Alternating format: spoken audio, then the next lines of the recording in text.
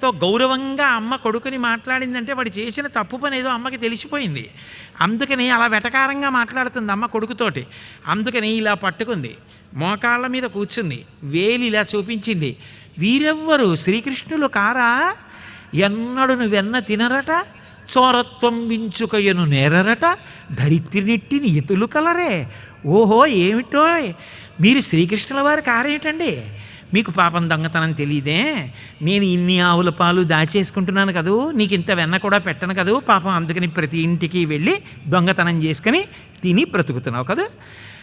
అవునులే, నీకు దొంగతనం ఏం తెలుసు, పాపం మీకేం దొంగతనం తెలియదులేండి అంటే కొట్టలేక తిట్టలేక బాధ లోపల నెట్టుకోలేక ఆ ఆక్రోశాన్ని ఎలా వెళ్ళబుచ్చాలో పిల్లాడి దగ్గర పరమ ప్రేమ కలిగిన అమ్మ ఎలా మాట్లాడుతుందో అలాగే పడ్డాయంతే పోతన గారికి ఆ పద్యాలు.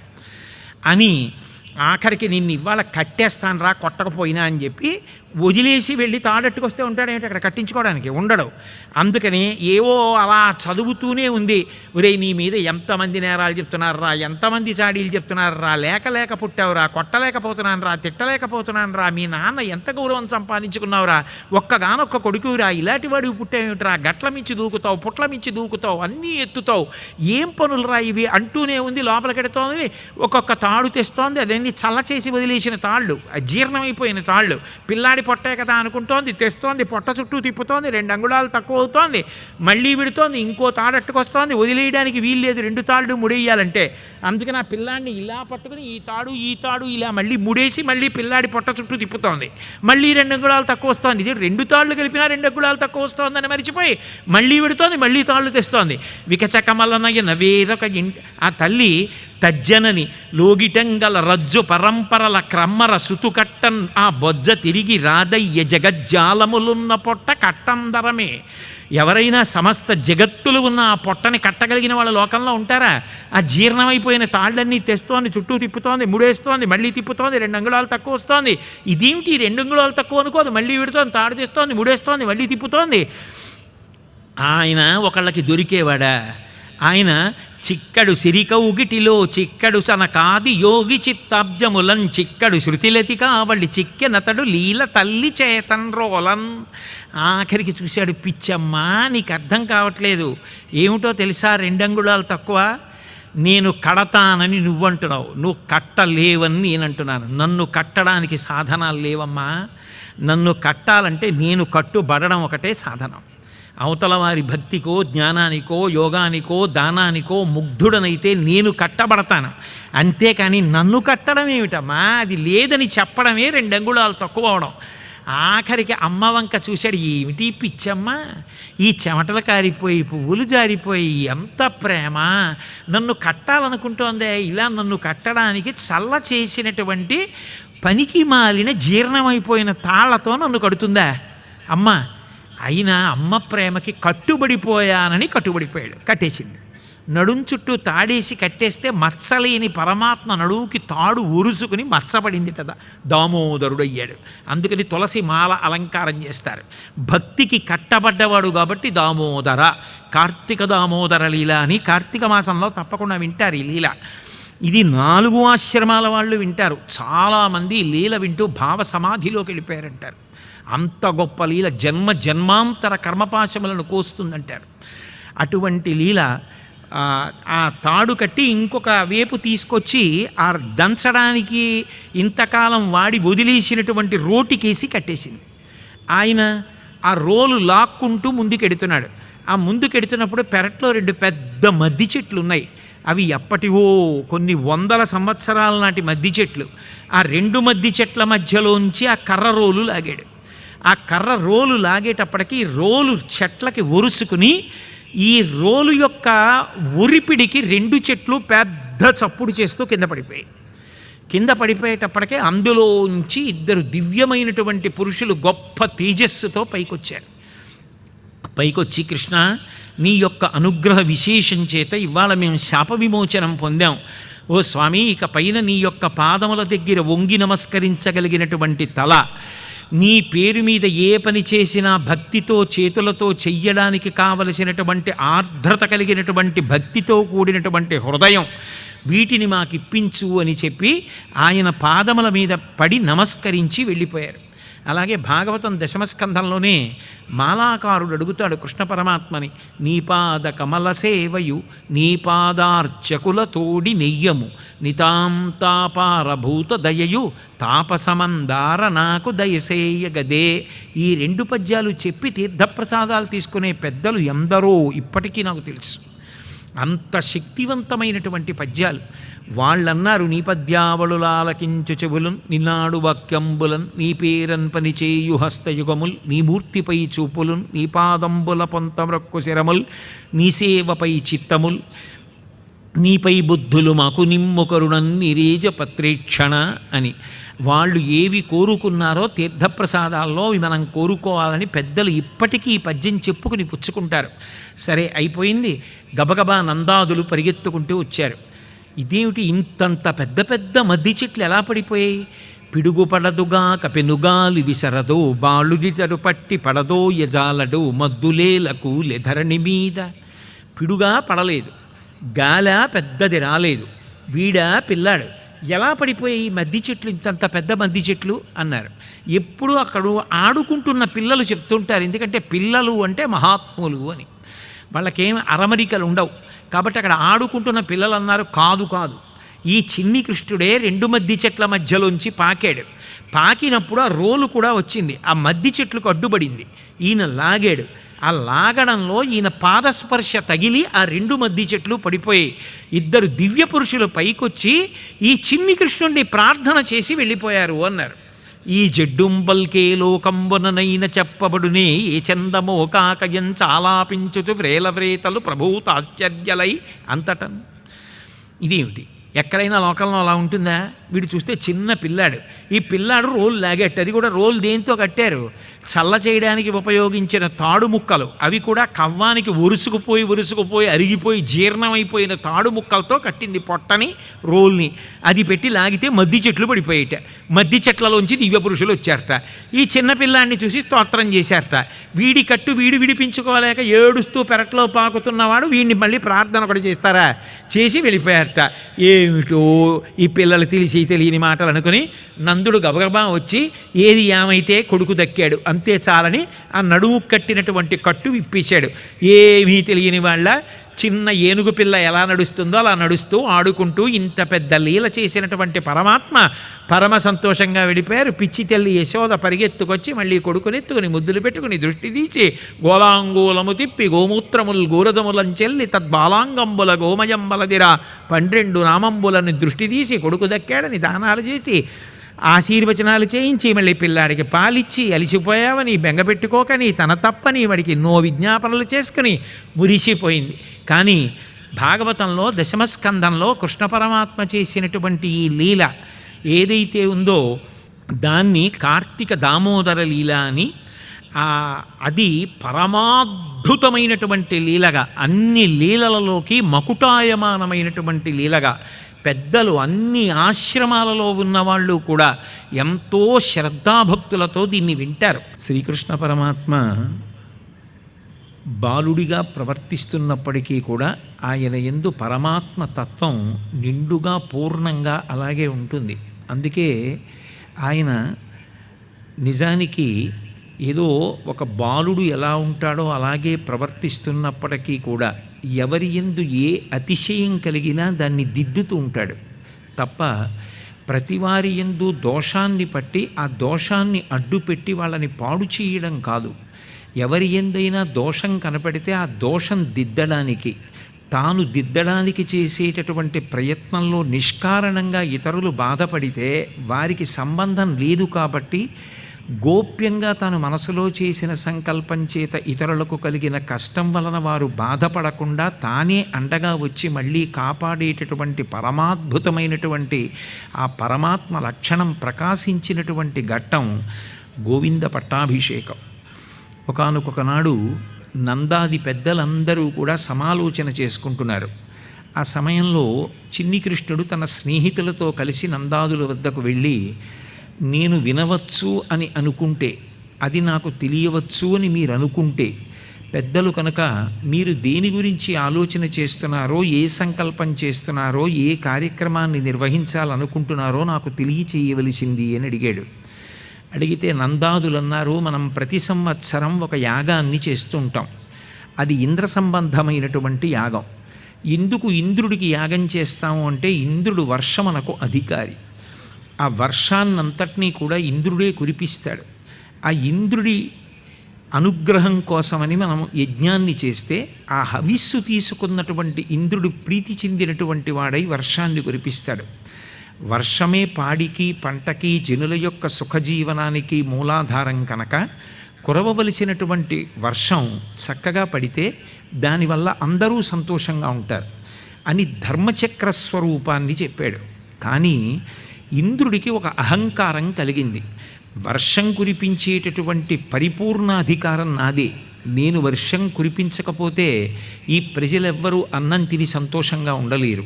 ఏ ప్రాణికి కూడా అన్నం దొరకదు. నేను వర్షం కురిపిస్తున్నాను కాబట్టి వీళ్ళందరూ సంతోషంగా ఉన్నారు అని ఆయనకి తాను పొందిన అధికారం మీద ఒక గర్వం పొందినటువంటి వాడయ్యాడు. నిజానికి ఇంద్ర పదవి కూడా పరమాత్మ చేత అనుగ్రహింపబడినది. ఆ అతిశయం పాడు చేసేటటువంటి అవకాశం ఉంటుంది. ఎన్ని ఉన్నా మనిషి పాడవడానికి కారణం ఏమిటి అంటే గర్వమే. ఆ గర్వం పోతే మళ్ళీ ఇంద్రుడు ఆ పదవిని నిర్వహించడానికి అర్హుడవుతాడు. ఆ గర్వం పోయి ఇంద్రుడు పదవిలో కూర్చుంటే తాను తన చేత అనుగ్రహింపబడినటువంటి వాళ్ళు కూడా ఎంతో సంతోషంగా ఉంటారు. అందుకే ఆయనకి కలిగినటువంటి అతిశయాన్ని తొలగించాలని పరమాత్మ అనుకున్నాడు. అందుకని ఒక భిన్నమైన సిద్ధాంతాన్ని ప్రతిపాదించాడు. ఆయన అన్నాడు, ఎవరైనా వృద్ధిలోకి వచ్చారు అంటే కారణం వాళ్ళు చేసేటటువంటి కర్మ. ఎవరు ఏ కర్మ చేస్తుంటారో దాని వలన వారు వృద్ధిలోకి వస్తారు. కొందరు యజ్ఞయాగాది క్రతువులు చేస్తారు, కొందరు వాణిజ్యం చేస్తారు, కొందరు గో సంరక్షణం చేస్తారు, కొందరు సేవ చేస్తారు. ఎవరు ఏ కర్మ చేస్తారో ఆ కర్మ ద్వారానే వారు వృద్ధిలోకి వస్తారు. మనం ఏం చేస్తున్నాం? మనం గోవులను పోషిస్తున్నాం. ఈ గోవులన్నీ ఎక్కడ తిరిగి గడ్డి తింటున్నాయి? ఇక్కడే ఉన్నటువంటి గోవర్ధన పర్వతం మీదకి వెళ్ళి అక్కడ ఉన్నటువంటి గడ్డి తింటున్నాయి. మన కళ్ళకి కనపడేటట్టుగా తెల్లవారి లేస్తే ఆవులు గడ్డి తిన్నప్పటికీ కూడా మళ్ళీ మొలకలెత్తి తగినంత గ్రాసాన్ని అందిస్తున్నది ఎవరు? గోవర్ధనం. ఆ గోవర్ధనం మీరనుకుంటున్నట్టుగా కేవల పర్వతం కాదు. దాని ఎందు సూక్ష్మరూపుడైనటువంటి ఒక యజమాని ఉన్నాడు. ఆయన మనని అనుగ్రహిస్తున్నాడు. అందుకని మీరు చేస్తున్నటువంటి యజ్ఞం ఏదో గోవర్ధనగిరికి చెయ్యండి, ప్రత్యక్షంగా ఆయన మనని అనుగ్రహిస్తున్నాడు కాబట్టి అన్నాడు. అప్పుడు నందాదులన్నారు, ఇత పూర్వం మేము ఇంద్రయాగం చేశాం, అప్పుడు చూశాం ఇంద్రయాగం ఎలా చేస్తారు, అప్పుడు సంబారాలు తెప్పించాం. కానీ నువ్వు ఇప్పుడు గోవర్ధనగిరికి యాగం చెయ్యమంటున్నావు, ఇది ఇత పూర్వం మేము వినలేదు. ఈ యాగం ఎలా చెయ్యాలి, దానికి నిర్దిష్టమైన విధానం ఏమిటి, దానికి ఏ పదార్థాలు కావాలి అని అడిగాడు. అడిగితే కృష్ణ పరమాత్మ అన్నాడు, పరమాత్మ యొక్క ప్రేమ అంత విశాల హృదయంతో ఉంటుంది. ఆయన అన్నాడు, నేను ఇతపూర్వమే మీతో ప్రతిపాదించాను, గోవర్ధనమునందు ఒక అంతర్యామిగా ఉన్నటువంటి పురుషుడు ఉన్నాడు, ఆయననే మనని అనుగ్రహిస్తున్నాడు. మీరు ఇంద్రయాగానికి ఏ ఏ పదార్థాలు తెప్పిస్తున్నారో అవే పదార్థాలు తెప్పించండి, అప్పాలు చేయించండి, పప్పు వండించండి, అన్నం వండించండి, పుష్కళంగా కూరలు వండించండి, నెయ్యి తెప్పించండి, ఇవన్నీ గోవర్ధనగిరికి సమర్పించండి.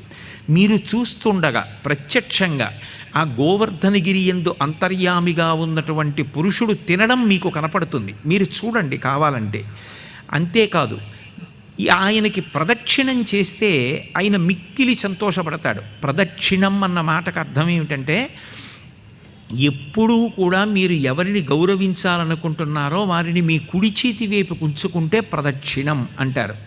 అనేక స్తోత్రాలు చెయ్యడానికి అవకాశం లేని చోట, చెప్పడానికి సమయం కుదరదు అన్న చోట, అనుగ్రహాన్ని తేలిగ్గా అపేక్షించవలసి వచ్చినప్పుడు అవతల ఉన్నటువంటి స్థానం కానీ వ్యక్తి కానీ బహు గౌరవనీయుడు అని అనుకున్నప్పుడు ఆయనని కుడి చేతి వైపుగా మాత్రమే ఉండేటట్టుగా తిరిగితే ప్రదక్షిణం అంటారు. దక్షిణం అంటే కుడి. ఆవులకు, దూడలకు, ఎద్దులకు దగ్గరుండి గడ్డి తినిపించి సంతోషపెట్టండి. రండి మనం పూజ ప్రారంభం చేద్దాం, మీరు ఈ పదార్థములు తెప్పించండి, అదే యజ్ఞాన్ని మనం ఈ కృష్ణుడి ఈ గోవర్ధనగిరి పట్ల చేద్దాం. వినుడీశైలము కామరూపి కలులన్ భంజించు మనలన్ మన్నించు ఆజ్యాన్నముల్ మనమిప్పించిన అహరించు చిత్తంబులో అనుకంపాతిశయంబు చేసె మనపైనంచున్ సగోపాలుండై వనజాక్షుండు నమస్కరించె గిరికిన్ వందారు మందారుడై అంటారు పోతన గారు. మహానుభావుడు. అబ్బబ్బా, ఏమి పద్య రచనో, ఏమి అద్భుతమైనటువంటి మాటలు పడ్డాయో. ఇక్కడ చిన్ని కృష్ణుడుగా ఉన్నాడు, అక్కడ గోవర్ధనగిరిలో ఉండేటటువంటి అంతర్యామి స్వరూపంగా ఆయనే పైకి లేచి ఆ సమర్పింపబడినటువంటి పదార్థములన్నింటినీ ప్రత్యక్షంగా స్వీకరిస్తున్నాడు. ఆ ఆవులు, దూడలు, ఎద్దులు, తన తోటి స్నేహితులు, ఆ బృందావనంలో ఉన్నటువంటి ప్రజలు అందరితో కలిసి స్త్రీ పురుష వివక్ష లేకుండా సమానంగా సంతోషంగా కలిసి గోవర్ధనగిరికి ప్రదక్షిణం చేస్తున్నారు. వీళ్ళింత సంతోషంగా ఉండడం చూశాడు ఇంద్రుడు. ఇత పూర్వం నాకు యజ్ఞం చెయ్యడం అలవాటైనటువంటి వాళ్ళు నా యజ్ఞాన్ని పక్కన పెట్టేసి ఇప్పుడు కొత్తగా గోవర్ధనగిరికి యజ్ఞం చేస్తున్నారు, కాబట్టి వీళ్ళకి నేను బుద్ధి చెప్పాలి అనుకున్నాడు. విపరీతమైనటువంటి అహంకారానికి లోనైపోయాడు. అదే కృష్ణ పరమాత్మ విరవాలి అని అనుకున్నది. తెలుగు ప్రజలందరూ కూడా గొప్ప అదృష్టవంతులు. అటువంటి భాగవతానికి మనది వారసత్వం. మనిషి శాశ్వతుడు కావడానికి ఇది నేర్చుకోవలసిన మార్గం అని పిల్లలకి చెప్పగలిగితే పిల్లలు కూడా భాగవతం చదివి ఆ మార్గంలో ప్రయాణిస్తారు. ఉజ్జత్ సంపదనమ్మినందతనయోద్యోగంబునన్ విర్రులై మధ్యాగంబు విసర్జనీయమనిరి మర్చ్యుల్. ఎంత మాట అన్నాడో చూడండి. మర్చ్యుల్ అంటే ఏ శరీరంతో వెళ్ళారో ఆ శరీరంతో ఉన్నత లోకాలకి వెళ్ళలేని వాళ్ళు, ఇక్కడే శరీరాన్ని వదిలిపెట్టి వెళ్ళిపోవలసినటువంటి మరణమును పొందవలసినటువంటి వాళ్ళు ఇవాళ నేను వర్షం కురిపిస్తే సంపదను పొంది సంపద వలన కళ్ళు కనపడక అహంకరించి నా యాగాన్ని విసర్జించి గోవర్ధనగిరికి యజ్ఞం చేస్తున్నారు అని ఆ సంవర్తక మేఘాల దగ్గరికి వెళ్ళి వాటికి ఇనప గొలుసులతో సంకెళ్ళు వేసి తాళాలు వేసి ఉంచుతారట. ఆ తాళాలు తీసి మీరు ఇప్పుడే బయలుదేరండి, వెళ్ళి గోవుల్ జనుల్ సద్యోమృత్యువు పొంద రాల్కురియుడి అనత్సా ఇంద్రుడంతటి వాడి మాట. యజ్ఞానికి, యాగానికి, ధర్మానికి అన్నింటికీ ప్రాతిపదిక గోవు. ఆ గోవు వలన వచ్చిన పాలు, నెయ్యి ఇవన్నీ కదా యజ్ఞానికి సాధనాలు. దాని వలన కదా ఇంద్రాది దేవతలకు హవిస్సు అందుతోంది. అటువంటి గోవు, అటువంటి జనులు, ఆ జనులలో ఉత్తములు ఉండవచ్చు, ధర్మాత్ములు ఉండవచ్చు, భగవద్భక్తులు ఉండవచ్చు, జ్ఞానులు ఉండవచ్చు. ఆయనేం విచక్షణ చూపలేదు. అందుకే గోవులు చనిపోవాలి, జనులు చనిపోవాలి, మీరు ఏ విచక్షణ పాటించక్కర్లేదు. భయంకరమైనటువంటి మెరుపులతో పిడుగులతో వెళ్ళి విశేషమైనటువంటి వర్షాన్ని కురిపించేసేయండి. ఆ వర్షము వలన, పిడుగుల ధ్వని వలన, మెరుపుల వలన, శబ్దము వలన ప్రాణులన్నీ నశించిపోవాలి ఆ బృందావనంలో అని ఆ సంవర్తక మేఘములకు వేయబడినటువంటి గొలుసుల తాళములు తీసి వాటిని విడిచిపెట్టి మీకు ధైర్యంగా ఉండడానికి వెనకాతల నేను ఐరావతం ఎక్కి వస్తాను. ఏమిటి? ఇంద్రుడు దేవతలకు అధిపతి, ధర్మ సంరక్షణ చేయవలసినటువంటి వాడు అహంకారంతో ఇవాళ నేను వెనక ఉంటాను, మీరు విజృంభించండి అని గోవుల యొక్క మృత్యువికి, జనుల యొక్క మృత్యువికి కారణమవడానికి సిద్ధపడుతున్నాడు. నన్ను లెక్క పెట్టకుండా వాళ్ళు నా యజ్ఞాన్ని వదిలిపెట్టేసి గోవర్ధనగిరికి యాగం చేస్తారా? వెళ్ళి ఈ క్షణంలో మీరు మృత్యుక్రీడ ప్రారంభించాలి అని పంపిస్తే ఆ బృందావనమంతా కూడా కటిక చీకట్లు కమ్ముకున్నాయి. అప్పటికప్పుడు వాళ్ళు ఎంతో సంతోషంగా ప్రదక్షిణంలో ఉన్నారు. సూర్యుణ్ణి మబ్బులు కమ్మేశాయి. ఎంత భయంకరమైనటువంటి వర్షం ప్రారంభమైంది అంటే శంకరుడు ప్రళయతాండవం చేసినప్పుడు వచ్చేటటువంటి శబ్దములు ఎలా ఉంటాయో అటువంటి పరమ భయంకరమైనటువంటి పిడుగులు పడిపోతుంటే ఆ లేగదూడలన్నీ ఆ నీళ్లల్లో మోరలెత్తి కొట్టుకుపోయి ఏదడం రాక ఆక్రోశిస్తున్నాయి. ఎద్దులు అంతంత పైకి మోరలెత్తి కళ్ళు మూసుకుని సూదుల్లా వచ్చి ఆ చినుకులు కళ్ళల్లో పడిపోతుంటే తట్టుకోలేక గాలికి శరీరాల్ని ఆపుకోలేకపోతుంటే ఎద్దుల చాటుకొచ్చి ఆవులు నిలబడి ఆక్రోశిస్తున్నాయి. భగవద్భక్తి అన్న మాటలో ఉండేటటువంటి గొప్పతనం ఏంటంటే, ఇవాళ కష్టం వచ్చింది కదా అని కృష్ణ నువ్వు చెప్పావు యాగం చేశాను చూసావా ఎంత ఇబ్బంది వచ్చిందో, పూర్వంలా ఇంద్రయాగం చేస్తే ఏ గొడవ లేకపోను, ఎందుకు వచ్చిన మాట చెప్పావు, మేమెందుకు నిన్ను నమ్మి ఈ యాగం చేశామని వెళ్ళిపోయిన వారు కాదు వాళ్ళు. వాళ్ళందరూ మళ్ళీ కృష్ణుడి దగ్గరికి వచ్చి ఈ ఉరుములు ఈ మెరుపులు ఈ యశనుల ఘోషములను ఈ జలధారల్ నీయాన మున్నిరుంగము కుయాళింపగదయ్య గుణరత్న నిధి అని అడిగారు. కృష్ణ, ఈ ఉరుములు ఈ మెరుపులు ఈ భయంకరమైనటువంటి చప్పుళ్ళు, ఇంత గొప్ప వర్షం మేము ఎప్పుడూ చూడలేదు, పరమభయంకరంగా ఉంది. నువ్వు తప్ప మమ్మల్ని రక్షించగలిగిన వాడెవరు? నువ్వు నారాయణ స్వరూపమని గర్గుడు నామకరణం చేస్తూ చెప్పాడు. ఇత పూర్వం ఎన్నో మాటలు రేపల్లెలో బృందావనంలో రాక్షసులు వస్తే సంహరించి మమ్మల్ని అందరినీ కాపాడావు. ఓ కృష్ణ, నువ్వే మమ్మల్ని కాపాడాలి. అది భక్తి అన్న మాటకు అర్థం. చాలా సంతోషంగా ఉన్నప్పుడు ఆయన్ని మరిచిపోకుండా ఆయన ప్రసాదమని అనుభవించడం, కష్టం వచ్చినప్పుడు అది విగ్రహం కాదు అన్న నమ్మకంతో ఆయనతో పంచుకోగలగడం, ఆయన దగ్గరికి వెళ్ళి దానికి సంస్కృతం అక్కర్లేదు, పద్యాలు అక్కర్లేదు, మీ కష్టాన్ని ఆయనకి చెప్పుకోగలగడం, మనసు విప్పి భగవంతుడితో మాట్లాడినదేదో అదే భక్తి తప్ప నేను ఇది తిరుపతి నుంచి కాశీ నుంచి తెచ్చిన విగ్రహం అనుకున్నన్నాళ్ళు విగ్రహమే. ఏదైనా భగవంతుడికి చెప్పడం వచ్చిన వాడు ఎవరుంటాడో వాడు భక్తుడు, వాణ్ణి భగవంతుడు కాపాడుకుంటూ ఉంటాడు. అందుకే వాళ్ళు వెళ్ళి మళ్ళీ కృష్ణుడికే చెప్పారు, ఉండండి ఉండండి కాపాడతాను, నేను సంప్రదిస్తానని అనలేదు ఆయన. అది భగవత్శక్తి అంటే. ఆయన బాలుండాడుచునాతపత్రమని సంభావించి పూగుత్తి కెంగేలం దాల్చిన లీలలీనగవుతో కృష్ణుండు తానం మహాశైలమ్మున్ వలగేల దాల్చి విపుల ఛత్రమ్ము కాపట్టే తద్భీలాభృత్యుత దుశ్శిలాచకిత గోపీ గోప గోపంక్తికిన్. భయంకరమైనటువంటి వర్షం పడిపోతుంటే అక్కడే వాళ్ళు ఎవరికి హోమం చేశారో ఆ గోవర్ధన గిరిని తన చేతులతో పెళ్ళగించి, ఎవరు చిన్న పిల్లవాడు, భగవంతుడికి వయసుతో సంబంధం ఏముంటుంది, భగవత్శక్తి భగవత్శక్తే, దానికి వయస్సు ఆకారము పరిమాణము వీటితో సంబంధాలు ఉండవు. ఎత్తి త్రిభంగి స్వరూపంగా అలా నిలబడి ఆ కుడి చేతి చిటికిన వేలి మీద గోవర్ధనగిరిని ఎత్తి పట్టుకున్నాడు. పట్టుకుంటే చాలామంది గబగబా లోపలికి వచ్చేసారు. ఆవులు వచ్చేసాయి, దూడలు వచ్చేసాయి, ఎద్దులు వచ్చేసాయి. ఆయనతో ఉన్నటువంటి స్త్రీలు పురుషులు పిల్లలు అందరూ వచ్చారు. కానీ కొంతమంది అన్నారు, పిల్లవాడు ఇవాళ గోవర్ధనగిరి ఎత్తి పట్టుకున్నాడు నిజమే, మనం నమ్మి లోపలికి వెళ్ళిపోతే పట్టుకోలేకపోతున్నాను చెయ్యి నొప్పిడుతోందని కొండ వదిలేస్తే మన ఆకృతి కూడా ఇక కనపడదు. అదే బయట ఉంటే ఈ వడగళ్ళ యొక్క ధాటికి మనకి కాళ్ళు చేతిలో విరిగినా ప్రాణాలు దక్కుతాయి, లోపలికి వెళ్ళకండి అన్నారు. భగవంతుడే పిలిచినా భగవంతుడే కాపాడతానన్న అనుమానంతో ఉండి నమ్మనటువంటి వారు ఎప్పుడూ ఉంటారు లోకంలో. కానీ గోవర్ధనోద్ధరణంలో ఉన్న గొప్పతనం ఏమిటంటే, ఆ కొండ కింద ఉన్నవాళ్ళు ఎవరో వచ్చి రే మీరు నమ్మండిరా, ఎత్తి పట్టుకున్నాడు రా, ఇంతకుముందు పూతనా సంహారం చేశాడు, చకటాసుర సంహారం చేశాడు, తృణావర్తుణ్ణి సంహరించాడు, అంతటి శక్తివంతుడు గర్గుడు చెప్పాడు, ఇంకా నమ్మరేమిటి, లోపలికి రెండని లోపల ఉన్నవాళ్ళు చెప్పడం కాదు, ఆయన బ్రతిమాలుకున్నాడు రాకుండా ఉండిపోయిన వాళ్ళని. బాలుండీతడు కొండదొడ్డది మహాభారంబు సైరింపకాజాలండోయని దీని కింద నిలువన్ చింతింపగా బోలదు ఈ శైలాంబో నిధి జంతు సంయుత ధరాచక్రంబు పైబడ్డ నాకేలల్లాడదు బంధులార నిలుడీ క్రిందన్ ప్రమోదంబునన్. మీరు నన్ను నమ్మట్లేదు, ఈ పిల్లవాడు కొండ వదిలేస్తాడనుకుంటున్నారు, చిన్న పిల్లవాడిని కొండ ఎంతసేపు పట్టుకుంటానని అనుకుంటున్నారు, నన్ను నమ్మని వాళ్ళని బంధువులారా అని పిలుస్తున్నాను. అది ఆ అవతారంలో గోవిందా అని పిలవడం వెనక ఉన్నటువంటి గొప్పతనం. తనని నమ్మని వాళ్ళని తాను బ్రతిమాలాడు, వాళ్ళని బంధువులారా అని పిలిచాడు. ఇది పరమాత్మ యొక్క గొప్పతనం.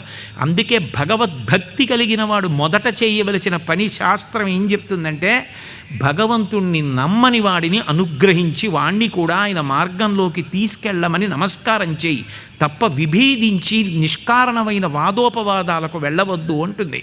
ఈ సమస్త భూమండలం దాని మీద ఉన్నటువంటి పర్వతాలు నదులు సముద్రాలతో కలిసి వచ్చి తిరగబడి ఈ కొండ మీద పడినా కొండ కింద పడదు. నన్ను నమ్మండి బంధువులారా, లోపలికి రండి అని లోపలికి రాకుండా ఉండిపోయిన వాళ్ళని బ్రతిమాలి లోపలికి తెచ్చుకున్నాడు. తెచ్చుకొని ఒక్క ప్రాణి మరణించకుండా 7 రోజులు అలాగే ఎత్తి పట్టుకున్నాడు. చిన్ని కృష్ణుడు ఇలా ఎత్తి పట్టుకుంటే ఒక పెద్ద గొడుగుకి కర్రలా ఉందిట ఆయన చెయ్యి. ఆ కొండ మీద ఉన్నటువంటి శిఖరం గొడుగుకి పైన ఉండేటటువంటి కర్రలా ఉందిట.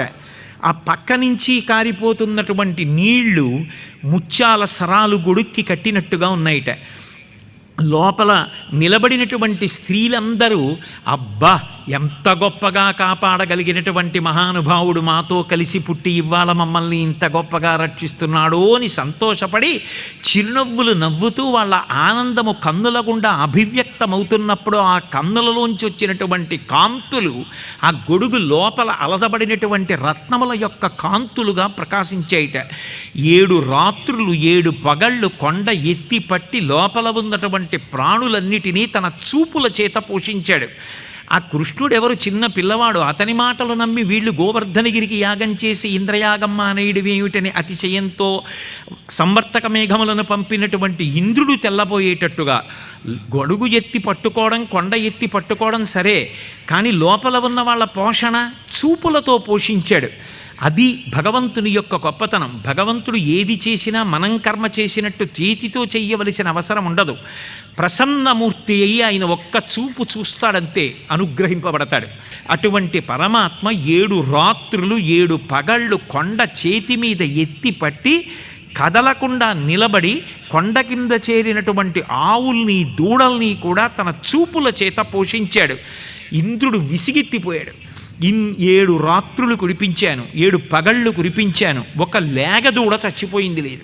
ఎవరో పిల్లవాడు, వీడెంతటి వాడనుకున్నాను. చూడగా చూడగా అర్థమవుతోంది ఎవరో కాదు, ఆయనే పరబ్రహ్మం. తెలుసుకోలేకపోయాను. ఆ పరబ్రహ్మం ఏ రూపంలోనైనా ఉంటుంది అని వర్షాన్ని తగ్గించేశాడు. సూర్యోదయం అయిపోయింది. ఆ సంవర్తక మేఘములను వెనక్కి తిప్పి తీసుకెళ్ళిపోయాడు. శ్రీకృష్ణ పరమాత్మ ఏమీ తెలియనటువంటి వారిలా తిన్నగా మళ్ళీ తిరిగొచ్చి గోష్ఠం దగ్గరికి వచ్చి కూర్చున్నారు. అందుకే 7 రాత్రుళ్ళు 7 పొగళ్ళు కొండ ఎత్తి పట్టడం అన్న మాటకు అర్థం ఏమిటంటే, మనం ఎంతకాలం బ్రతికినా 7 రోజులే. ఆది సోమ మంగ బుధ గురు శుక్ర శని తప్ప బ్రతకడానికి ఇంకొక రోజు లేదు, చావడానికి ఇంకొక రోజు లేదు. ఈ 7 రోజులు ఆయన కొండ కింద ఉండిపోయిన వాడి కన్నా అదృష్టవంతుడు లేడు. అలా ఉండిపోవడం అన్న మాటకు అర్థం ఏమిటంటే, ఎప్పుడు నోటి వెంట గోవిందనామం వస్తూ ఉండడం. చూశాడు ఇంద్రుడు. నేను చేసినటువంటి దోషాన్ని పోగొట్టుకోవాలని అదితి దేవతల యొక్క తల్లిని తీసుకుని తనతో పాటుగా కామధేనువు బయలుదేరింది. నోరున్న వాళ్ళు కష్టం వస్తే మనుష్యులు మమ్మల్ని రక్షించండి అని భగవంతుణ్ణి ప్రార్థన చేస్తారు. నా జాతిలో పుట్టినవి ఆవులు దూడలు, నా బిడ్డలు, అవి ఏమడగలవు? వాటికేం రాదు. మనుషుల్ని ఉద్ధరించడానికి, ఉన్నతలోకాలు కల్పించడానికి కావలసిన పదార్థములను ఇస్తాయి తప్ప కష్టం వస్తే నోరు విప్పి అడగడం చేత కానటువంటి నా జాతిలో పుట్టినటువంటి దూడల్ని ఆవుల్ని కాపాడి 7 రాత్రులు 7 పగళ్ళు కొండ ఎత్తాడు. ముందు మనుషులందరినీ రానివ్వండి, చోటు ఉంటే అప్పుడు ఆవుల సంగతి చూద్దాం అనలేదు. ఆవులు దూడలు మనుషులు అందరినీ సమానంగా లోపలికి తీసుకుని ఒక్క దూడ చచ్చిపోకుండా కాపాడాడు. అందుకే నేను వెళ్ళి నా పాలతో ఆయనకి అభిషేకం చేస్తానని కామధేనువు బయలుదేరింది.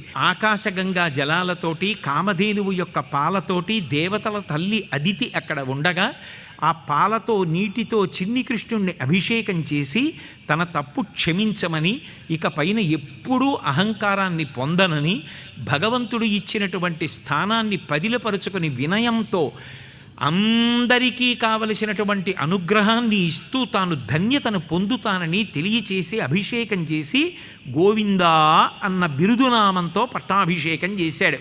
గోవిందా అనడం చాలా తేలిక. గోవిందా గోవిందా గోవిందా అనడం నేర్చుకోండి అంటారు. తెలుగునాట గోవిందనామం ఎనలేని ప్రఖ్యాతి వహించింది. చిన్న పిల్లవాడు కొద్దిగా మాట్లాడడం రాగానే మొట్టమొదట తల్లి నేర్పేదేది అంటే జోద పెట్టించి గోవిందా అనడం నేర్పుతుంది.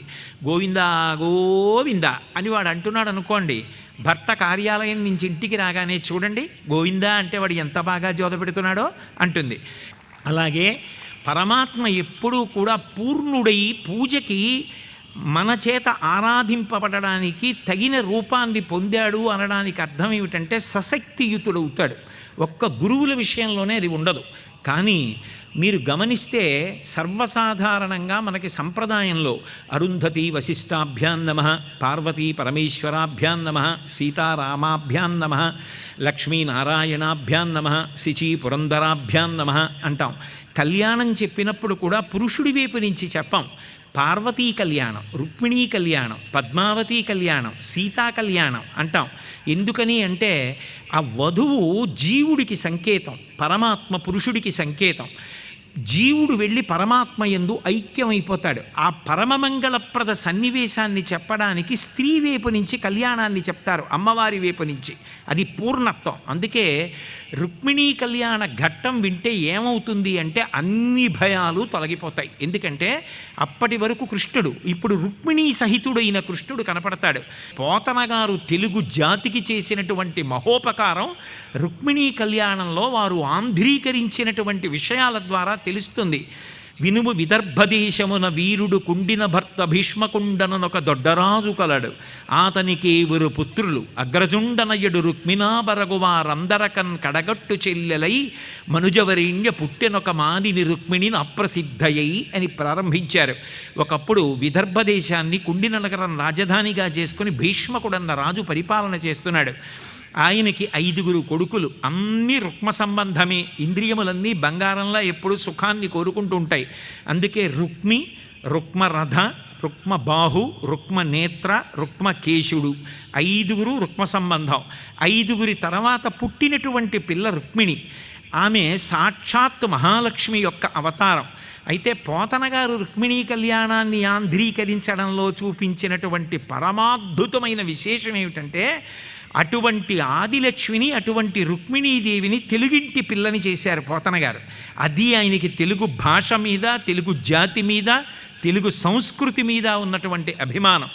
అందుకే పేర్వేర బొమ్మల పెండ్లిండ్లు చేయుచు నబలలతోడ వియ్యంబులందు గుజ్జనగుళ్లను కొమరొప్ప వండించి చెలులకు పెట్టించు చెలువ మెరసి రమణీయ మందిరా రామదేశములందు పువ్వుతీగలకును ప్రోదివెట్టు సదమలమణిమయ సౌదభాగములందు లీలతో భర్మడోలికలనూగు బాలికలతోడ చెలరేగి బంతులాడు సారికాకీర పంక్తికిని చదువు చెప్పు బర్హి సంఘంబులకు మురిపములు కరపు మందమరాళములకు చూపు మందగతులు. నిజంగా ఈ ఒక్క పద్యాన్ని ఆయన చేసిన రచనకి నేను మానసికంగా భూమి మీద సాష్టాంగం చేసి పోతన గారి పాదాలకి నమస్కరిస్తున్నాను. అది ఒక సంస్కృతి మీద ఉండే గౌరవం. అంటే మహానుభావుడు ఎంత గొప్పగా రుక్మిణీదేవిని తెలుగింటి పిల్లని చేశారంటే పేర్వేర బొమ్మల పెండ్లిండ్లు చేయుచు అబలలతోడ వియ్యంబులందు. ఏ ఇంటికైనా శాంతి స్థానం, ఇంటి గౌరవం నిలబడేది నిజానికి స్త్రీ వలననే నిలబడుతుంది. అలాగే సదమలమయమణి సౌదభాగములందు లీలతో భర్మడోలికలనూగు. తెలుగునాట ఈ ఊయలలు ఊగడం అనేటటువంటిది ఒక గొప్ప ఆట. ప్రత్యేకంగా ఆడపిల్లలకి ఉండ్రాళ్ల తద్ది, అట్ల తద్ది అని ఈ 2 తదియ తిథులలో కూడా పెద్ద పెద్ద చెట్లకి ఊయలలు వేసి ఆడపిల్లల్ని ఊగమని గోంగూర పచ్చడి అన్నం పెట్టి, నువ్వుల గుండా అన్నం పెట్టి, వాళ్ళకి చక్కగా పులగం చేసి పెట్టి గొబ్బిళ్ళు పెట్టించి వాళ్ళు ఆరోగ్యము, విద్య, శరీర సౌష్ఠవము కూడా పొంది వృద్ధిలోకి రావాలని, తద్వారా ప్రతి ఇల్లు కూడా ఇల్లాలు సంతోషంగా, ఇల్లాలు ఆరోగ్యంగా ఉంటే ఇల్లంతా బాగుంటుంది. కాబట్టి ఆడుతూ పాడుతూ చదువుకుంటూ వాళ్ళు వృద్ధిలోకి రావాలని మార్గాన్ని నిర్మించింది. అందుకే సదమలమణిమయ సౌదభాగములందు లీలతో భర్మడోలికలనూడు సారికాకీర పంక్తికిని చదువు చెప్పు. ఆ కూర్చోపెట్టి పాఠం చెప్పడం, కూర్చోపెట్టి పిల్లలకి సంస్కారం నేర్పడం తల్లి వలన మాత్రమే సాధ్యం. చిన్నప్పుడు తల్లి ఏం చెప్తుందో అది పిల్లలకి బాగా నాటుకుంటుంది. అందుకే చిలకలకి పాఠాలు నేర్పుతూ ఉండేదిట. ఆ పాఠం నేర్పడంలో, చిలకతో పలుకులు పలికించడంలో ఆ తల్లి చూపించినటువంటి ప్రజ్ఞ, ఆ సహనం, ఆ నేర్పు ఆమెకి జీవితంలో గొప్పగా కుటుంబాన్ని ఉద్ధరించుకోవడంలో మార్గమయ్యాయి. మన ప్రయత్నానికి పైన భగవంతుని యొక్క అనుగ్రహం కలిసి రావాలి కదా. భగవంతుడు నా ప్రయత్నానికి అనుకూలంగా ఉన్నాడా? ఆర్యామహాదేవియున్నను రక్షింప నిరుంగునో ఎరగదో. ఆర్యామహాదేవి అంటే ఎవరో కాదు, ఆ కామాక్షి పరదేవత, ఆ పార్వతీదేవియే. మూకశంకరులని మహానుభావులు వారు ఒకప్పుడు కంచి కామకోటి దేవాలయంలో కూర్చునుండగా కామాక్షి పరదేవత అలా వెళ్ళిపోతుంటే ఆయన ధ్యానంలో ఉన్నవారు అమ్మవారి యొక్క గజ్జెల చప్పుడు విని కళ్ళు తెరిచి అని నోరు తెరిచి ఉండిపోయారు. ఆ తల్లి తాంబూల చర్వణం చేస్తూ ఆ పిడచ తీసి ఆయన నోట్లో పెట్టింది. పుట్టుకతో మూగవారు అలా వెళ్ళిపోతూ అమ్మవారు ఆగింది. ఆయన ఆమె పాదముల వంక చూసి 100 శ్లోకములు చెప్పారు. పాదారవింద శతకం. ఆమె పెద్దరికం మీద 100 శ్లోకములు చెప్పారు. ఆర్యాశతకం. ఆ తల్లి కళ్ళు ఇలా ఇటువైపుకి తిప్పి చూసింది. 100 శ్లోకములు చెప్పారు. కటాక్ష శతకం. ఆ తల్లి చిన్న నవ్వు నవ్వింది. ఆ చిన్ని నవ్వు మీద 100 శ్లోకాలు చెప్పారు. మందస్మిత శతకం. ఆ తల్లిని స్తోత్రం చేస్తూ 100 శ్లోకాలు చెప్పారు. అదే ఆ తల్లికి సంబంధించిన స్తుతి శతకం. 5 శతకములు 500 శ్లోకాలు కలిపి మూక పంచశతి అయింది. అందులో ఆర్యాశతకము అని చేశారు. ఆ తల్లి పెద్దరికాన్ని చెప్తారు. ప్రతి శ్లోకము మంత్రమే అంటుండేవారు చంద్రశేఖరేంద్ర సరస్వతి మహాస్వామి. నిజంగా కూడా అంతే. మూక పంచశతి అంత అద్భుతమైనటువంటి గ్రంథం. పరదేవతానుగ్రహంతో వచ్చింది. అటువంటి మూకశంకరులు ఆర్యామహాదేవియున్ అంటారు. ఆర్యాశతకం అంటారు. రుక్మిణీదేవి ఆ మాటే అంటుంది. ఆర్యామహాదేవియున్నను రక్షింపని ఎరగదో. ఆ పార్వతీదేవి నన్ను రక్షించాలనుకుంటోందో అనుకోవట్లేదో, నన్ను ఆ కృష్ణ పరమాత్మతో కలపాలనుకుంటోందో అనుకోవట్లేదో, నా భాగ్యం ఎట్లున్నదో, నా భాగ్యం ఎలా ఉందో అని ఆ తల్లి పరితాపం పొందుతోంది. అగ్నిజ్యోతనుడు రానే వచ్చి మెచ్చ భవద్గుణోన్నతిని అమేయధనావళులిచ్చెనాకు తా వచ్చే సుదర్శనాయుధుడు వాడే సురాసురులేకమై వచ్చిననైన రాక్షస వివాహమునన్ గొనిపోవు నిన్ను నీ సచ్చరితంబు భాగ్యమును సర్వము నేడు ఫలించే కన్యకా అన్నాడు. అమ్మా వచ్చేశాడమ్మా మహానుభావుడు శ్రీకృష్ణ పరమాత్మ. మెచ్చ భవద్గుణోన్నతిని, నీ గుణములను మెచ్చుకున్నాడమ్మా. అమేయధనావళులిచ్చ నాకు, అబ్బా ఎంత ధనమిచ్చాడోనమ్మా నాకు అన్నాడు. నిజానికి భాగవతంలో ఈ రుక్మిణీ కళ్యాణ ఘట్టంలో కృష్ణుడు అగ్నిజ్యోతనుడికి ఎంత ఇచ్చాడో ఎక్కడా లేదు.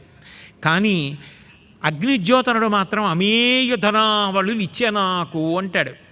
నిత్యతృప్తి కలిగినటువంటి వాడు ఎక్కడుంటాడో అటువంటి వాడి పట్ల నేను చాలా అనురక్తుడనవుతాను, అటువంటి వాడిని పొదివి పట్టుకుంటానంటాడు కృష్ణ పరమాత్మ. అగ్నిజ్యోతనుడి యొక్క నిత్యతృప్తి ప్రకటనమవుతుంది ఆ పద్యంలో, ఆయన సంభాషణలో. అందుకే అమేయధనావళులిచ్చ నాకు తా వచ్చే సుదర్శనాయుధుడు వాడే సురాసురులేకమై వచ్చిననైన రాక్షస వివాహమునన్ కొనిపోవు నిన్ను నీ సచ్చరితంబు భాగ్యమును సర్వము నేడు ఫలించే కన్యక. అమ్మా నువ్వు చేసినటువంటి పరమాద్భుతమైనటువంటి నీ ఉపాసన ఫలించింది. కృష్ణ పరమాత్మ వచ్చేశాడు. సురాసురులు కట్టుకుని వచ్చినా సరే ఏమీ చేయలేరు. రాక్షస వివాహంలో నిన్ను తీసుకెళ్ళిపోతాడు. కాబట్టి ఏమీ బెంగపెట్టుకోకమ్మా అన్నారు. ఆ తల్లి ఆ వచ్చినటువంటి అగ్నిజ్యోతనుడికి 2 చేతులతో అంజలి ఘటించి నమస్కరించి ఒక మాట అంది. జలజాతిక్షణుతోడి తెచ్చితివి నా సందేశముంచెప్పి నను నిలువం పెట్టితివి నీ కృపన్ బ్రతికితిన్ నీకన్న పుణ్యాత్మకుల్ కలరే దీనికి నీకున్ ప్రత్యుపకృతిన్ చేయంగ నేనేర అంజలి ఘటించెదభుసురాన్వయమణి సద్బంధు చింతామణి. ఒక గురువుకి ప్రత్యుపకారం లోకంలో ఎవరు చెయ్యగలరు? సాక్షాత్ భగవంతుణ్ణి తీసుకొచ్చి అందించావు. ఇటువంటి నీకు నేను ఏమని ప్రత్యుపకారం చెయ్యగలను? చెయ్యలేను. నీకు నేను చెయ్యగలిగినటువంటి ప్రత్యుపకారం ఒక్కటే, అంజలి ఘటించదా. ఈ 2 చేతులు కలిపి నేను మనస్ఫూర్తిగా నమస్కరిస్తున్నాను. 5 కర్మేంద్రియములు 5 జ్ఞానేంద్రియములు బుద్ధిస్థానాన్ని 11ంటిని నీ పాదముల దగ్గర న్యాసం చేస్తున్నాను. అంజలి ఘటించద భూసురాన్వయమణి సద్బంధు చింతామణి. హే బ్రహ్మన్, అగ్నిజ్యోతనుడా, నీకు నేను ఇంతకన్నా ఇవ్వగలిగినది లేదు. భగవంతుణ్ణే తెచ్చి నాకిచ్చిన నీకు నేను ప్రత్యుపకారం ఏమని చెయ్యను అంది అని నమస్కరించింది. ఈలోగా కృష్ణ పరమాత్మ కుండిన నగరంలోకి ప్రవేశిస్తున్నారు రథం మీద. మేడల మీద నిలబడి ఆ పౌరులందరూ కూడా చూస్తున్నారు. వాళ్ళు చూసి అనుకున్నారు, తగునీ చక్రి విదర్భరాజసుతకున్ తథ్యంబు వైదర్భియుం తగునీ చక్రికి ఇంత మంచి తగునే దాంపత్యమీ ఇద్దరిన్ తగులం కట్టిన బ్రహ్మ నేర్పరి కదా దర్పాహ కారాతియై మగడవుగావుట చక్రీ సుదతికిన్ మా పుణ్యమూలంబునన్. ఆ రాజ్యం మొత్తం మీద దుర్మార్గుడు ఎవరైనా ఉంటే రుక్మొక్కడే. మిగిలిన వాళ్ళందరివి ఎంత మంచి మనసులో చూడండి. వాళ్ళన్నారు, తగునీ చక్రి విదర్భరాజసుతకున్. మా చిన్నతనంలో మా అమ్మగారు అమ్మమ్మ గారు అందరూ ఎవరైనా కొత్తగా పెళ్ళైన జంట ఇంటికి వస్తే ఈ పద్యం చెప్తుండేవారు. తగునీ చక్రి విదర్భరాజసుతకున్ తథ్యంబు వైదర్భియుం తగునీ చక్రికి. కృష్ణ పరమాత్మ అన్ని విధాలా రుక్మిణీదేవి తగినవాడు, రుక్మిణీదేవి అన్ని విధాలా కృష్ణ పరమాత్మకి తగినది. వీళ్ళిద్దరూ దంపతులైతే ఎంత బాగుంటుందో. అసలు వీళ్ళిద్దరినీ దంపతులుగా సృష్టించినటువంటి ఆ చతుర్ముఖ బ్రహ్మ ఉన్నాడే మహాచతురుడు. వీళ్ళ వివాహానికి ఏవైనా ప్రతిబంధకాలు ఉంటే మేం చేసిన పుణ్యాలన్నీ కూడా ధారపోసేస్తున్నాం. ఈ పుణ్యాల వల్ల వాళ్ళిద్దరూ దంపతులై సంతోషముగా ఉండుగాక అని ప్రజలందరూ కూడా కోరుకున్నారు. కృష్ణ పరమాత్మ లోపలికి రాని వచ్చారు. అవతల బలరాముడికి తెలిసింది రుక్మిణీ కళ్యాణంట. మహానుభావుడు కృష్ణ పరమాత్మ ఒక్కడే వెళ్ళిపోయాట. రుక్మిణీదేవి పంపిన సందేశం విని అక్కడేమో జరాసంధుడు, శిశుపాలుడు, రుక్మి మొదలైనటువంటి ఆ శత్రువులందరూ ఉన్నారు. కృష్ణుడికి ఏమైనా ఆపద సంభవిస్తుందేమో, నేను వెనకాల వెళ్ళాలనేటటువంటి అన్నగారి యొక్క సహజమైన ప్రేమతో భారీగా చతురంగ బలాల్ని తీసుకుని బలరాముడు కూడా బయలుదేరి వచ్చాడు. తల్లి రుక్మిణీదేవి ఆ వార్త వింది, ఎంతో సంతోషించింది. పార్వతీ పరమేశ్వరుల యొక్క ఆలయానికి బయలుదేరి వెళ్ళింది. పెండ్లి కుమార్తెని చేశారు కాబట్టి పార్వతీ పరమేశ్వరులు ఇద్దరికీ అభిషేకం చేసింది. అమ్మవారిని అయ్యవారిని అలంకారం చేసి చక్కటి వస్త్రములు భూషణములు అలంకరించి చందనము అక్షతలు పుష్పాలు మొదలైన వాటితో అర్చించి ఆ వచ్చినటువంటి ముత్తైదువులందరికీ కూడా కొద్దిగా ఉప్పు వేసినటువంటి అప్పాలు తయారు చేయించి ఆ అప్పాలు, చెరుకు కర్రలు, మంగళసూత్రాలు ఇటువంటివన్నీ కూడా దానం చేసింది. పెళ్లి కూతుర్ని చేసినప్పుడు చేయవలసినటువంటి పనులు ఏమిటో కూడా నిజానికి పురాణాంతర్గతంగా రుక్మిణీదేవి పెళ్లి కూతురు అయినప్పుడు చేసిన వాటి ద్వారా మనం తెలుసుకోవచ్చు. కాబట్టి వాళ్ళందరినీ సత్కరించింది. వాళ్ళందరూ సహృదయంతో అక్షతలు వేసి ఆశీర్వచనం చేశారు. వాళ్ళందరి ఆశీర్వచనం అందుకుని ఆవిడ ఆలయంలోంచి బయటికి వచ్చింది. రాజులు కొంతమంది రథాలలో వచ్చి ఆమె సౌందర్యాన్ని చూసి ఆశ్చర్యపోయారు. ఈలోగా బయటికి వచ్చి ఒక్కసారి కళ్ళెత్తి చూసింది కృష్ణ పరమాత్మ దరిదాపుల్లో ఉంటారని. కనియన్ రుక్మిణి చంద్రమండలముకున్ కంఠీరవేంద్రావలగ్ను నవాంబోజదలాక్షు జారుతరవక్షున్ మేఘ సంకాశ దేహు నగానాచి గజేంద్రహస్త నిబబాహుం చక్రి పీతాంబరున్ ఘనభూషాన్వితు కంభుకంఠు విజయోత్కంఠున్ జగన్మోహనున్. ఎందుకు అంత గొప్ప పద్యం వెయ్యాలి పోతన గారు అంటే, పెళ్ళి జరిగి తీరుతుంది. ఎందుకనంటే ఆమెని పెళ్లి కూతుర్ని చేశారు. పార్వతీదేవి యొక్క కళ ప్రవేశించింది. కృష్ణ పరమాత్మ యొక్క అందం దిగుణీకృతమైంది. అందుకే కనియన్ రుక్మిణి చంద్రమండల ముఖున్, చంద్రమండలం లాంటి ముఖమున్నవాడు, విశాలమైన వక్షస్థలం ఉన్నవాడు, దిగ్గజముల యొక్క తొండములు ఎలా ఉంటాయో అటువంటి చేతులు కలిగినటువంటి వాడు, పచ్చని పట్టుపుట్టం కట్టుకున్నటువంటి వాడు, పద్మాల యొక్క రేకులు ఎలా ఉంటాయో అటువంటి కందులు కలిగినటువంటి వాడు. అంత అందం గురించి వర్ణిస్తున్నారు అంటే ఆయన కూడా పెళ్లి కొడుకు అవుతాడు, పెళ్ళి అవుతుంది. పెళ్లి కొడుకుని చేస్తే పరమశివుని యొక్క తేజస్సు ప్రవేశిస్తుంది, పెళ్లి కూతుర్ని చేస్తే పార్వతీదేవి యొక్క తేజస్సు ప్రవేశిస్తుంది. ఆమె పెళ్లి కూతుర్ని చేసిన తరువాత వచ్చి పార్వతీ పరమేశ్వరుల ఆలయంలో అర్చన చేసి ముత్తైదువుల యొక్క ఆశీర్వచనాన్ని పొందింది. గౌరీదేవి యొక్క కళ ప్రవేశించింది. కృష్ణ పరమాత్మలో శివకళ ప్రవేశించింది. అందుకే ఆయన కూడా అంత కళతో ప్రకాశిస్తున్నాడు. ఆ వివాహ ఘట్టంలో కూడా రుక్మిణీదేవి పార్వతీ పరమేశ్వరులను అర్చించి ఆలయం ముందు నిలబడితే వచ్చినటువంటి కృష్ణ పరమాత్మలో కూడా పెళ్లి కొడుకు కళ ప్రవేశించిందనడానికి అన్యాపదేశంగా అంత గొప్ప వర్ణన చేశారు. అటువంటి కృష్ణ పరమాత్మని చూసింది ఆవిడ. అలా వస్తుంటే కృష్ణ పరమాత్మ ఆమెని చటుక్కున రథం మీద ఎక్కించుకుని తీసుకుని వెళ్ళిపోతున్నారు. వీళ్ళందరూ స్పృహ వచ్చి చూసేటప్పటికీ రథం చాలా దూరం వెళ్ళిపోయింది, సైన్యం వెళ్ళిపోతోంది. అయ్యయ్యో రుక్మిణీదేవిని అపహరించాడు కృష్ణ పరమాత్మ, తీసుకెళ్ళిపోతున్నాడనేటటువంటి ఆగ్రహంతో శిశుపాలుడు, జరాసంధుడు, సైన్యము అంతా కూడా వెంట బయలుదేరారు. ఆ రుక్మిణీదేవి ఎంత పెద్ద యుద్ధం జరుగుతుందోనని భయంతో కృష్ణుడి వంక చూసిందిట. చొచ్చెదరద ఎదువీరులు వ్రచ్చెదరరి సైన్యమెల్ల వైరుల పెలచను నొచ్చెదరును చచ్చెదరును విచ్చెదరును నేడు చూడు జలజాతక్షి. ఓ రుక్మిణి, ఏం బెంగపెట్టుకోకు. అదిగో మా అన్నయ్య బలరాముడు చతురంగ బలాలతో వచ్చాడు. మన సైన్యం అంతా కూడా ఈ సైన్యాన్నంతటినీ కూడా తుత్తునీయుల కింద సంహరిస్తుంది. ఏమీ బెంగ పెట్టుకోకు. మిగిలిన వాళ్ళందరూ దిక్కులు పట్టి పారిపోతారు, బెంగ పెట్టుకోవద్దన్నారు. నిజంగానే యుద్ధంలో శిశుపాల సైన్యం, జరాసంధుడి సైన్యం, శిశుపాలుడు జరాసంధుడు అందరూ తలకో దిక్కు పట్టి పారిపోయారు.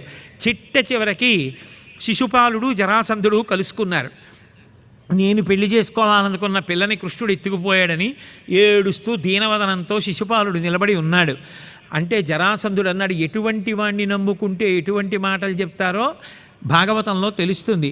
బ్రతకవచ్చునొడల ప్రాణంబులుండిన బ్రతుకు కలిగినేని భార్య కలదు, భార్య పట్టు దైవమెరుగు బ్రతికి తీవు వగచవలదు చైద్య వలదు వలదు అన్నాడు. నువ్వు అదృష్టవంతుడివి. కృష్ణుడి చేతిలో బలరాముడి చేతిలో పడి కూడా బ్రతికిపోయావు. బతికావు కాబట్టి ఇవాళ కాకపోతే రేపు పెళ్ళవుతుంది, భార్య వస్తుంది. అంతేకాని ఇవాళ భార్య అవుతుందనుకున్న పిల్ల కృష్ణుడికి పెళ్ళి అయిపోయిందని బెంగెట్టుకుంటాయేమిటి? చచ్చిపోలేదని సంతోషించు, హాయిగా ఇంటికి పోయి ఇప్పటికైనా అన్నారు. అంటే పాపం అలాగే ఏడుస్తూ తనని తాను ఓదార్చుకుంటూ శిశుపాలుడు రథం ఎక్కి వెళ్ళిపోయాడు. ఒక్క రుక్మి మాత్రం, పెద్దన్నగారు మాత్రం, శ్రీకృష్ణుడు మా చెల్లెలు రుక్మిణీదేవిని అపహరించి తీసుకుపోవడం ఏమిటి, నేను అంగీకరించను, కృష్ణుణ్ణి సంహరిస్తాను, ఓడిస్తాను అని ప్రతిజ్ఞ చేసి ఆయన వెంట పడ్డాడు.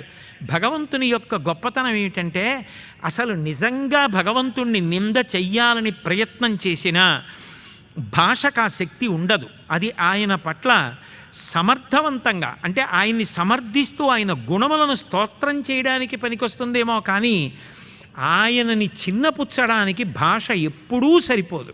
అందుకే రుక్మి నేను కృష్ణుణ్ణి విమర్శించాననుకున్నాడు, నింద చేశాననుకున్నాడు. కానీ నిజానికి అది అన్వయం కాదు. ఏదో ఆ కృష్ణ పరమాత్మని అనేక రకాలుగా నిందించాననుకుని, ఎక్కడ పుట్టావు, ఎక్కడ పెరిగావు, ఎవరికి చెందినవాడివి, నీ గుణాలు ఏమిటి, భగవంతుడికి పుట్టుకుంటుందా, భగవంతుడికి పెరగడం ఉంటుందా, భగవంతుడు కొంతమందితోటే కలిసి ఉండడం ఉంటుందా, లేకపోతే భగవంతుని యొక్క శక్తి సామర్థ్యాలకి పరిమితి ఉంటుందా అన్నా మాత్రం అవన్నీ అవివేకం తప్ప భగవంతుని యందు అన్వయమయ్యేటటువంటి మాటలు కావు. సమస్త గుణపరిపూర్ణుడైనటువంటి పరమాత్మని నింద చేద్దామన్నా అసలు అది నిందే కాదు, అది స్తోత్రముగానే అన్వయమైపోతుంది. అప్పుడు ఇక యుద్ధంలో నేనేదో కృష్ణుడిని ఓడిస్తానని ప్రగల్భాలు పలికి బాణములను 3 కృష్ణుడి మీద ప్రయోగించాడు. కృష్ణుడు కూడా తిరిగి బాణములను ప్రయోగించి ఆ ధనస్సుని విరగ్గొట్టి రథసారథిని చంపేసి పతాకాన్ని పడగొట్టేసి ఆ రుక్మితో యుద్ధం చేసి రుక్మిని సంహరించాలనేటటువంటి క్రోధంతో కత్తిని పట్టుకుని ఆ రుక్మి దగ్గరికి వెడుతున్నాడు. ఎంత తప్పు పని చేసినా, ఎంత చెల్లెలి జీవితం పాడు చేయడానికి చూసినా, రుక్మిణీదేవి ఒక చెల్లెలిగా వచ్చినందుకు అన్నయ్య మీద ఎంత ప్రేమో అని డగ్గుత్తికతో, మహాభయముతో, ఆకంపితాంగంబుతో, వినతశ్రాంత ముఖంబుతో, శృతి చలద్వేణీ కలాపంబుతో, కనుదోయింజడికొన్న భాష్పములతో, కాంతాలలామంబు మ్రొక్కిన రుక్మిన్ తెగవేయబోక మనిషన్ కృష్ణుండు రోచిష్ణుడై. ఆ రుక్మిణీదేవి వెంట్రుకలన్నీ చెదిరిపోతుండగా కంఠం గాద్గదికమైపోయి ఎక్కడ అన్నయ్యని చంపేస్తాడోనని కన్నులంబట నీరు కారిపోతూ కన్నులెత్తి కృష్ణుడి వంక చూసి ఆయన పాదములను పట్టుకుని, ఈ శుభ సమయంలో మా నాన్నగారు ఎంతో సంతోషిస్తూ ఉంటారు, ఆయన కోరుకున్నట్టుగా నేను నీకు భార్యనయ్యానని.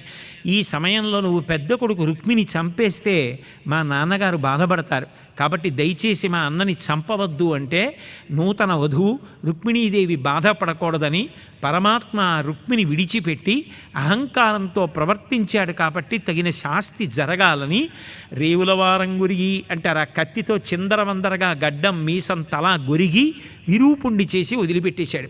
అయినా అన్నగారికి అంత అవమానం జరిగిందని రుక్మిణీదేవి బాధపడుతుంటే బలరాముడు వచ్చి ఓదార్చాడు. అప్పుడు ఆ కృష్ణ పరమాత్మ రుక్మిణీదేవిని తీసుకుని ఆ ద్వారకా నగరానికి చేరుకున్నారు.